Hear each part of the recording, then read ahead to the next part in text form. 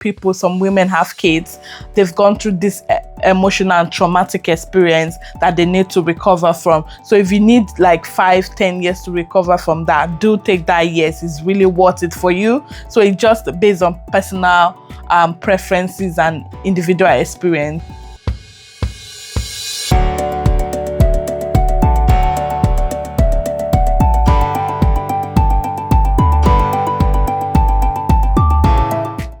Hey everyone, welcome back to Thrive with the Bomides. And if you're new on our channel, please subscribe, turn on your notifications so you can be notified when we drop new videos. Also, we are grateful that you've decided to watch our videos and for staying tuned to our channel. Thank you. Thank you. Also, don't forget to like, share, and comment on our videos. We want to hear your thoughts. Yes. Today, we want to talk about a topic that we get asked quite often, which is the spacing between our kids. Children, yes, spacing of our kids. Wait, before like, you continue, is it worth it actually? Is it? Well, it depends on individual perspective, because we didn't have enough spacing like some people would. So it depends on how you want to do it. Everything has its cons and its pros.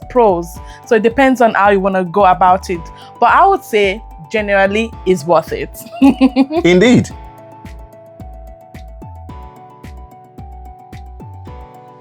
And we get asked this question a lot because our daughter, Phoebe, she's 3 years already. Yes. And Joshua, our son, is 10 months. So we have about 2 years and few months gap. Exactly 2 years and 3 months. Absolutely, yes. Between Because them. yeah, Phoebe was born 9th of March 2022 and then Joshua was born 8th of June 2024. Yeah. So yeah, about 2 years, 3 months between both of them. Exactly. Actually, yeah, exactly. And we get asked that question as to why did we decide to go to choose that gap, or did we like plan it and all of that? So I wouldn't say we planned it perfectly like that, but we knew that we wanted our kids to be born like not together, but we wanted a close gap between them. We didn't want something that would drag on for like 10 years and we're like, okay, this is how we're gonna do it. So I would say it's not perfect plan, but we're close to our perfect plan. Yeah, you're right. And we basically chose that spacing because, like you did mention,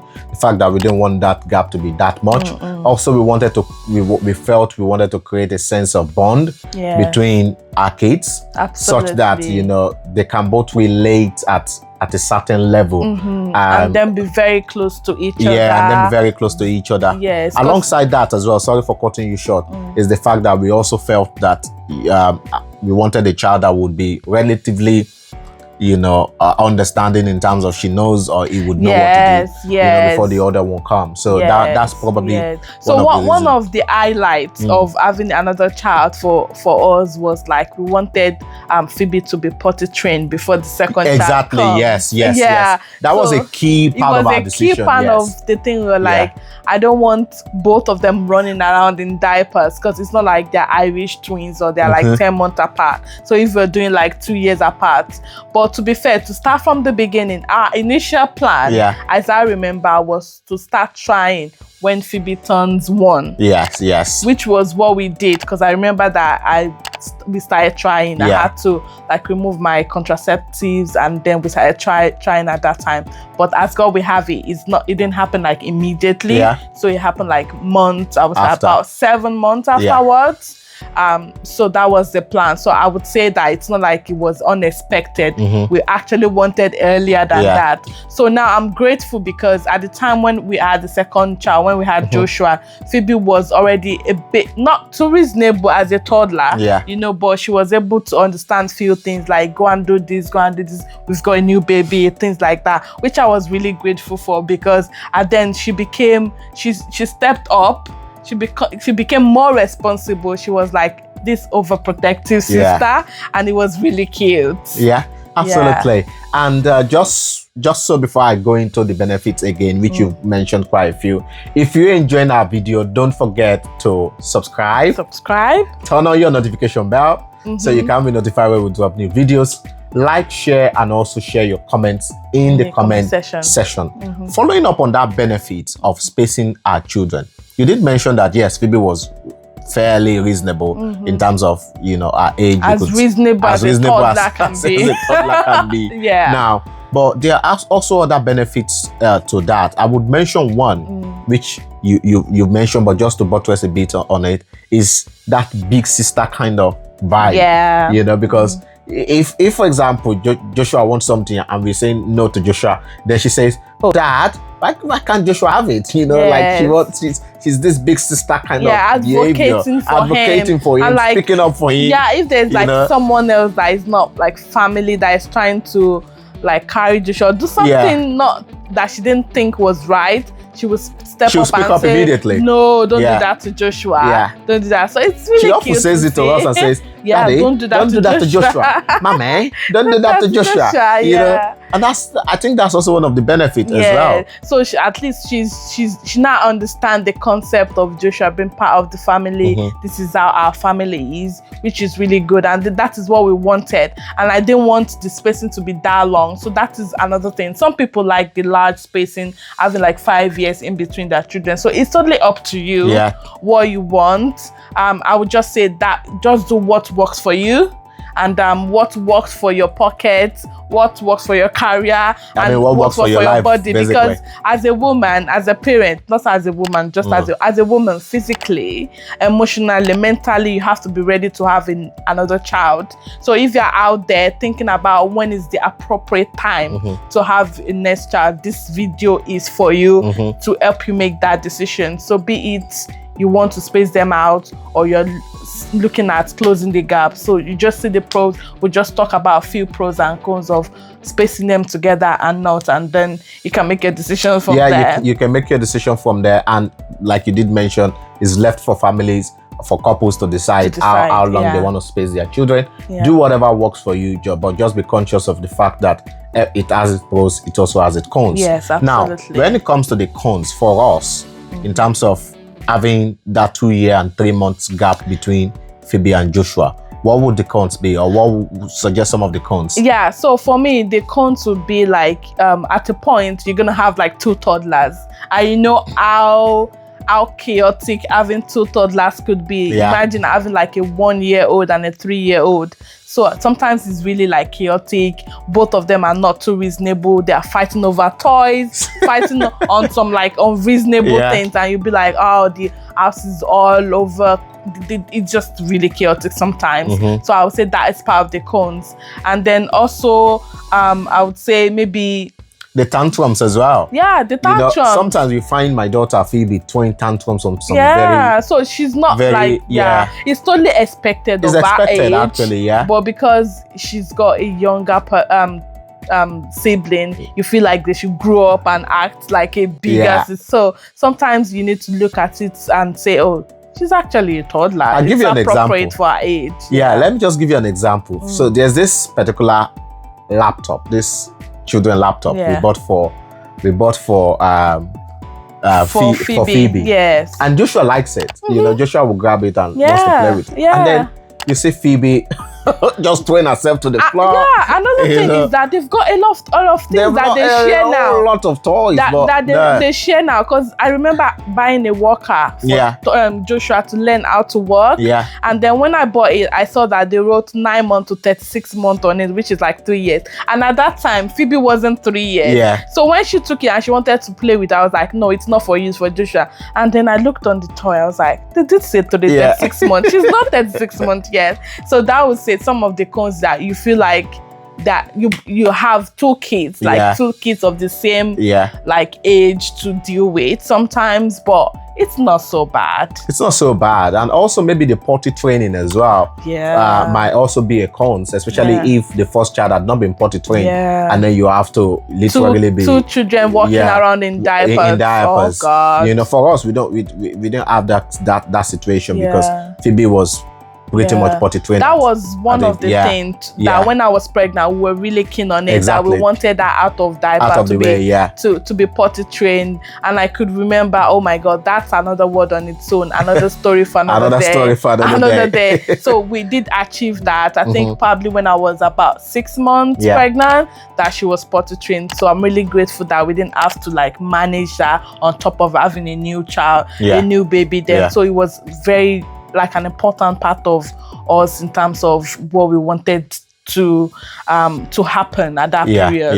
Yeah. And I think also in terms of the challenges as well is the fact that like you did mention, Phoebe is not that for her age, she's reasonable for her age. Yeah. But sometimes you find out that when you want her to do certain things, she feels it's harmful for her brother. Yeah. You know, and then she starts, literally throwing tantrums and all of that. But to add to the benefit is the fact that we can send her to help us get things for Joshua, and she will gladly go. She would even ask you, Dad, do you want this for Joshua? She's really, really smart and proactive. She will go and say, Dad, should I bring this for Joshua? She can preempt what you want to do. Exactly. For when Joshua. When it's time for breakfast, she already knows what I need. Like his babe, the spoons, the cup, and everything. She already knows. Get everything. And she'll get everything sorted out. That's really that's cute. Really cute. And for her age, I'm like, well, that's good. Yeah, that's really good. So sometimes the space, I know the space is not too large,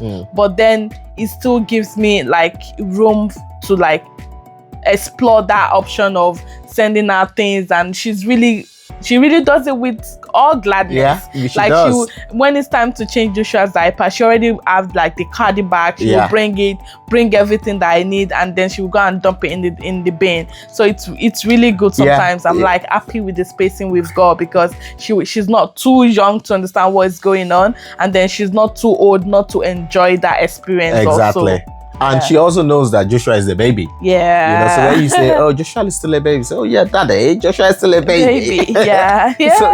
So that benefit is there too. Sometimes when we even don't feed in Joshua, she wants to tidy up. She will go get you the mopping stick. She just wants to tidy up the environment, which oftentimes is, I find it really fascinating, as well as one of the benefits of spacing.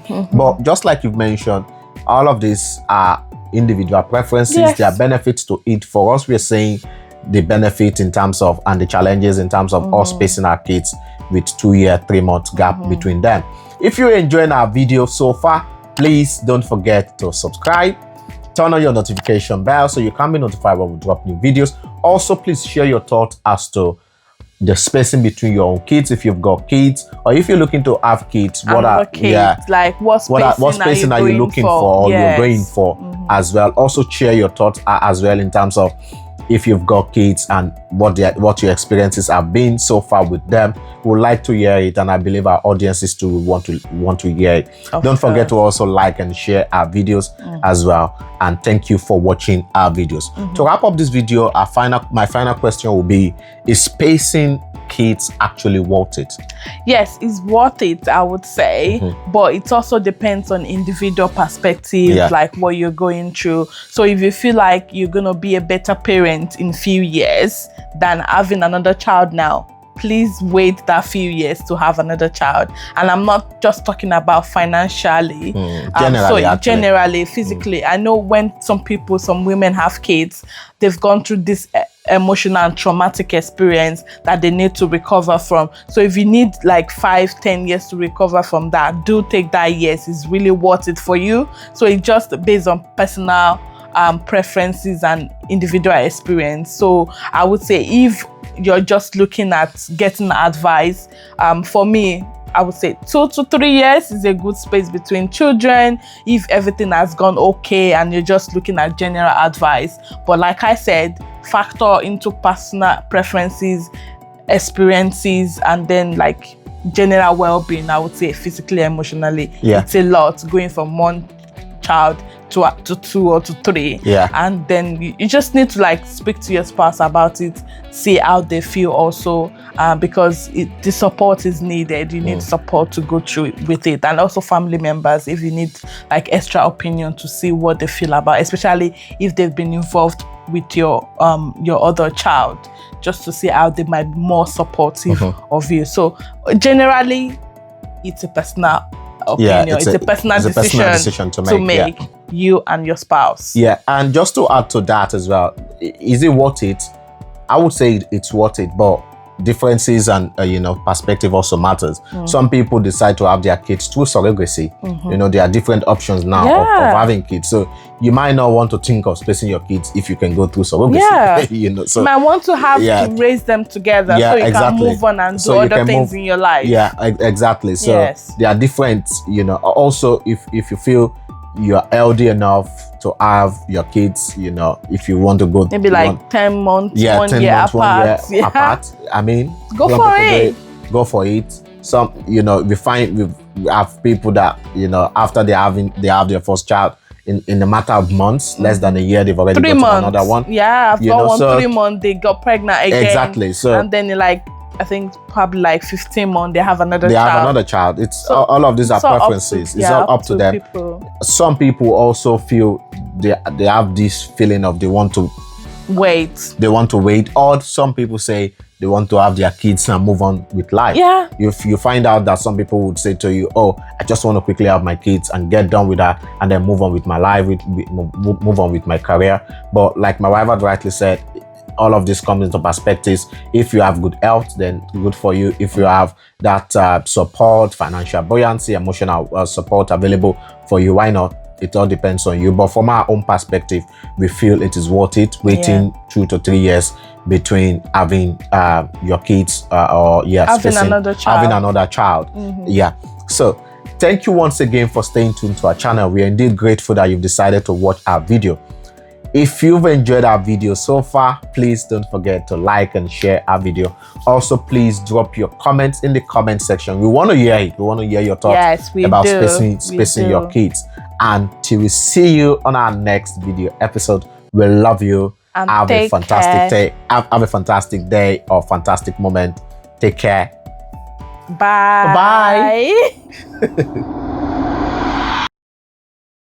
I wouldn't say I feel down about it. I would say like I'm happy that I have something to identify myself with you basically, and with the children, because obviously they be a Bomide, and then it would be awkward if people are asking me what's my name and they're asking their name also. Sometimes it's awkward. But now saying that name, I feel more included in the family, which is a good thing, and I still feel grateful that I get to keep my middle name.